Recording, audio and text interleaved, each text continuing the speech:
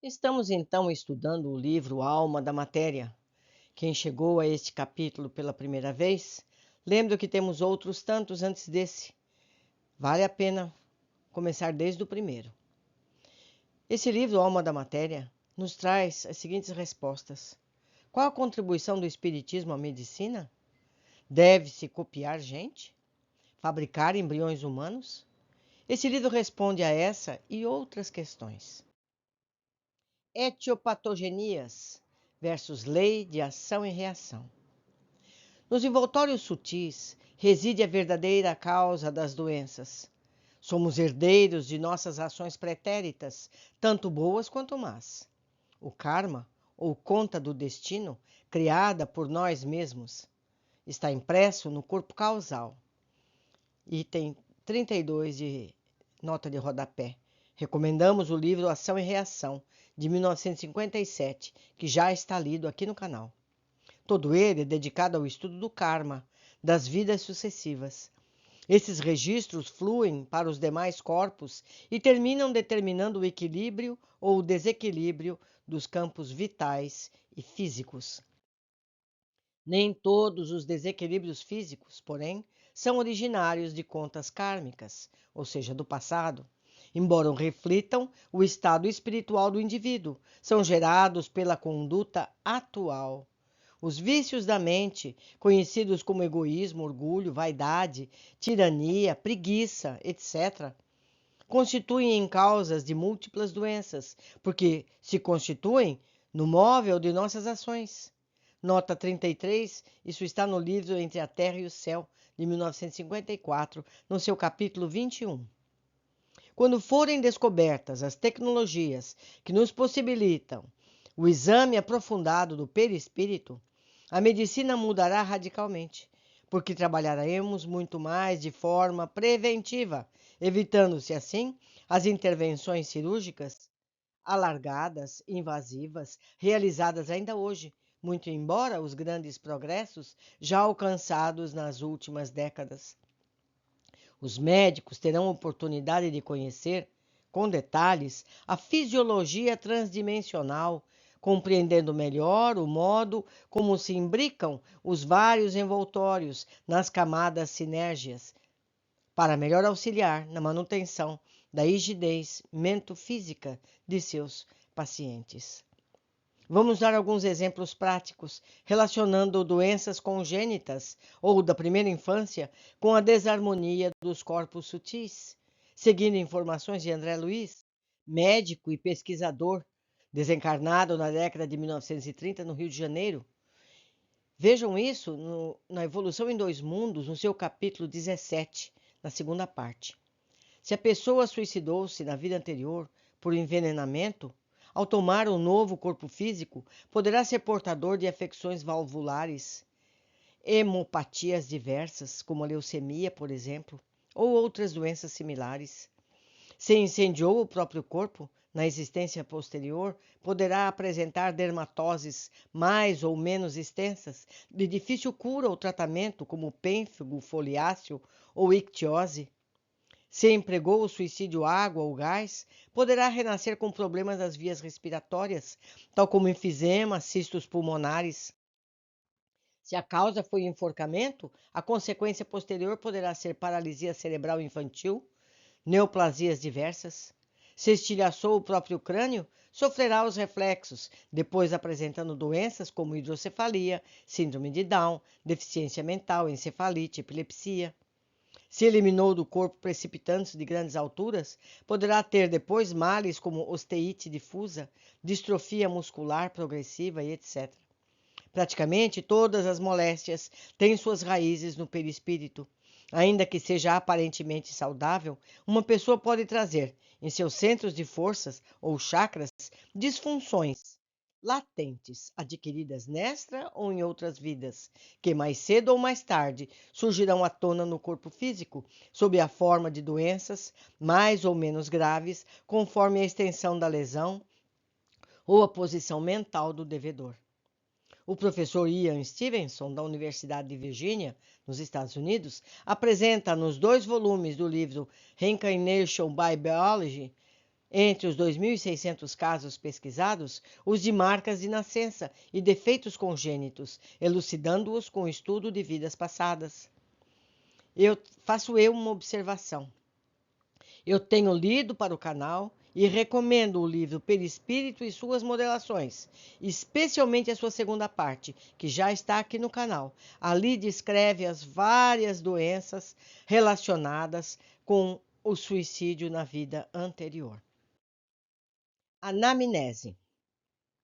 Os procedimentos realizados por médicos desencarnados nas dimensões mais evoluídas da vida espiritual baseiam-se em uma anamnese muito mais ampla e completa do que a realizada habitualmente nos hospitais, institutos de saúde, consultórios terrenos.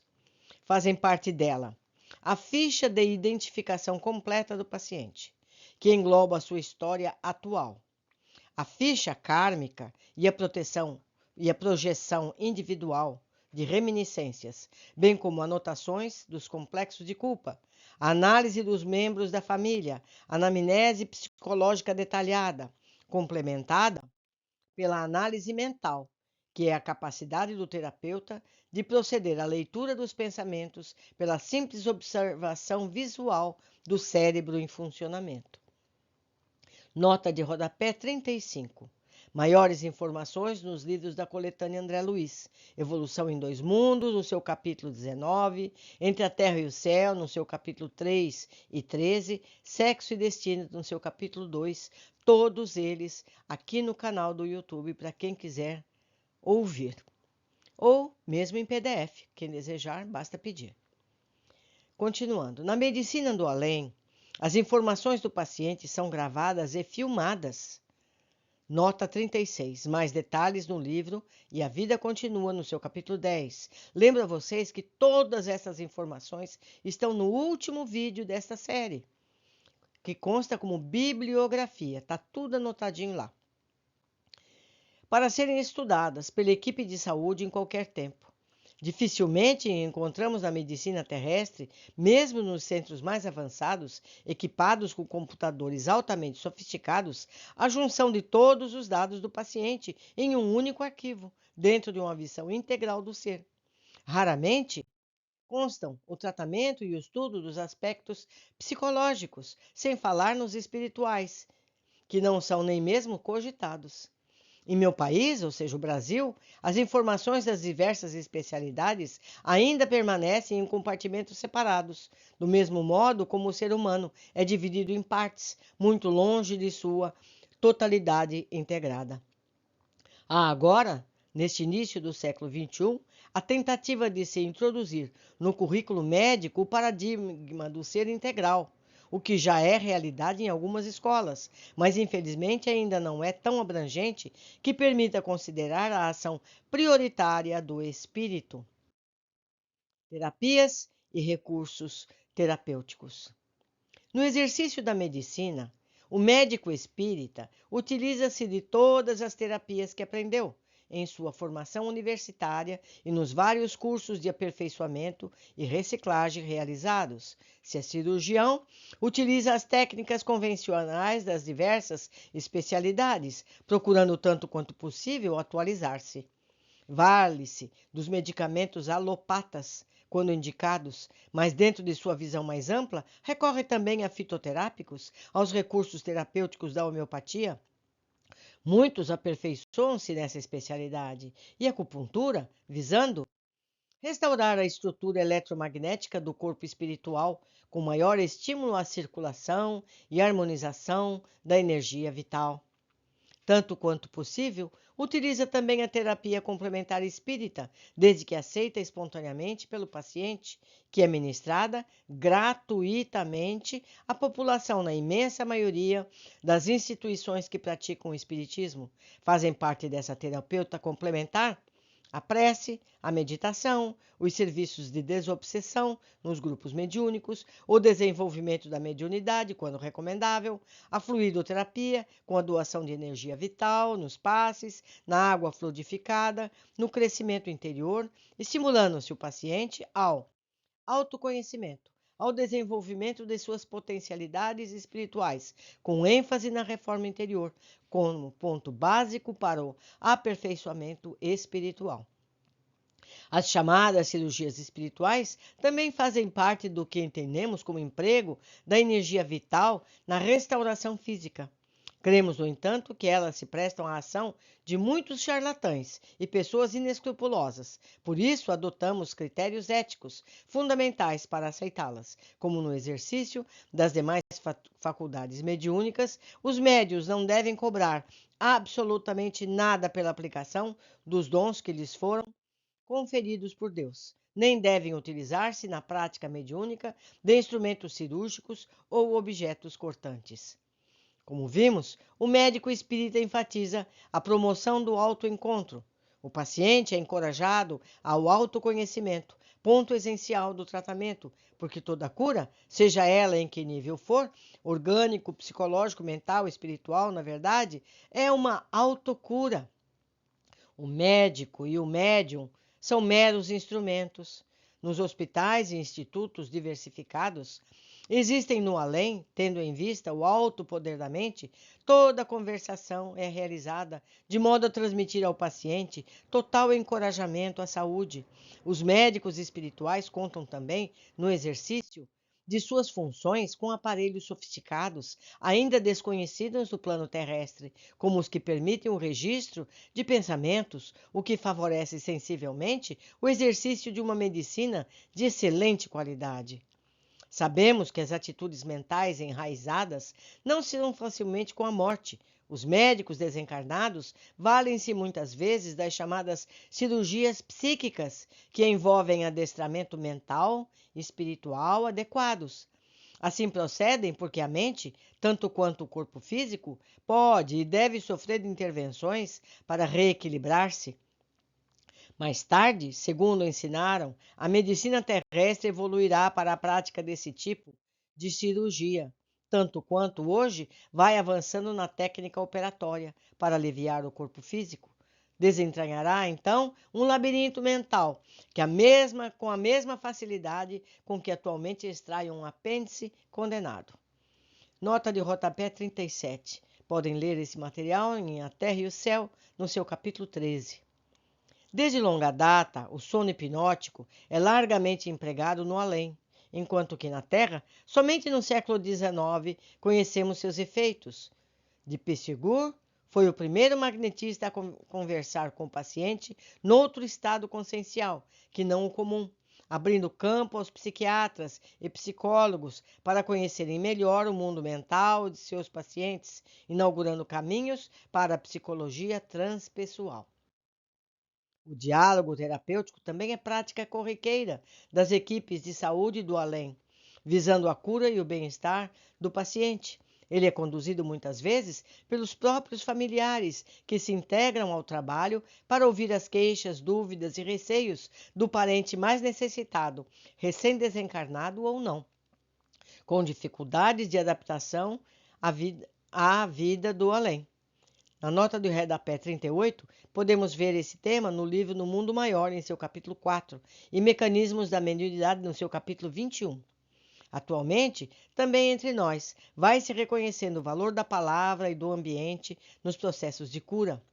Em busca da saúde, o médico espírita reconhece o valor dos vários procedimentos analíticos propostos pelas mais diferentes escolas de psicologia profunda.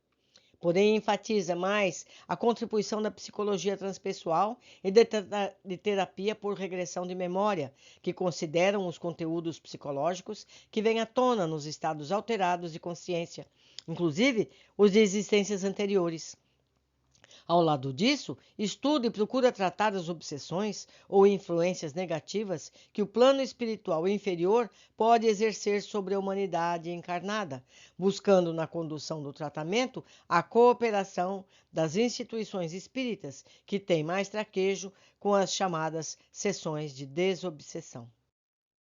A ciência avança para o reconhecimento de fatores até agora desprezados na cura das doenças e no equilíbrio psicofísico do indivíduo. Experiências recentes, realizadas pelo neurocientista Andrew Newberg, na Universidade da Pensilvânia, nos Estados Unidos, revelaram imagens do cérebro durante o estado de vigília e de meditação, através do SPECT, aparelho baseado na emissão de pósitrons. Comparando-se com o estado de vigília, observa-se, durante a meditação, um aumento das atividades nos lobos frontais, enquanto os parietais sofrem rebaixamento de funções, indicando maior amplitude das atividades inconscientes e uma diminuição do contato com o mundo exterior. A nota de rodapé número 39 diz o site de Andrew Nuremberg, que basta colocar o nome dele e vocês vão encontrar. Hoje, já temos igualmente centenas de trabalhos publicados em revistas científicas sobre o valor da prece na terapêutica. Pesquisa recente de maio de 2002, no site do National Institute de Saúde of Health, NIH, nos Estados Unidos, revelou a existência de 23.441 citações da palavra prece publicadas em revistas médicas conceituadas, como o The Lancet, New England Journal de Medicine, British Medical Journal, JAMA, etc. Dados podem ser na PubMed. Vocês cliquem lá PubMed do NIH e vocês vão ter acesso a todas essas revistas e esse material. Se não souberem inglês, ponham na tradução automática do Google e vão poder desfrutar de tudo isso. Desde 1889, o pesquisador Masaru Emoto investiga a água de seus cristais, procurando detectar a influência das vibrações humanas sobre eles. Durante 8 anos, coletou água de várias partes do mundo, levando ao estado de congelamento, observando os cristais formados com auxílio de um microscópio de campo escuro que permitia fotografá-los para estudo. Chegou à conclusão de que pensamentos, palavras, tanto faladas quanto escritas, e atos têm influência decisiva sobre as moléculas da água. Publicou seus estudos em livro Message of the Water, com cerca de 200 fotos, que mostram clusters, cristais perfeitos, outras formações conforme a influência dos pensamentos e sentimentos humanos. Assim, descobriu que as palavras como amor e gratidão formam os mais belos cristais, semelhantes a joias, enquanto que palavras de ódio, tanto escritas como faladas, do mesmo modo que a provocação de personalidades maléficas, geram moléculas feias, desestruturadas. Em uma de suas coletas, verificou que a água submetida a orações e bons pensamentos captou essas vibrações positivas, que se refletiam em belos cristais. Creio que as experiências de Masaru Emoto deveriam ser repetidas por vários institutos de pesquisa, não apenas para que se possa reforçar a sua comprovação, mas para que possam servir também para ampliá-las, tomando de outras fontes de água do planeta. Tanto as experiências de Newberg quanto as de Emoto trazem subsídios importantes para validar a terapêutica complementar espírita, que utiliza a oração, a meditação, a água energizada positivamente no tratamento de pacientes. Eu fiz um resumo de várias experiências com o pensamento. Busquem pôr no princípio era o verbo aqui no canal. Deixo aqui meu e-mail para que possamos trocar ideias sobre esses conhecimentos todos. Por enquanto ficamos por aqui. Um grande abraço e até breve.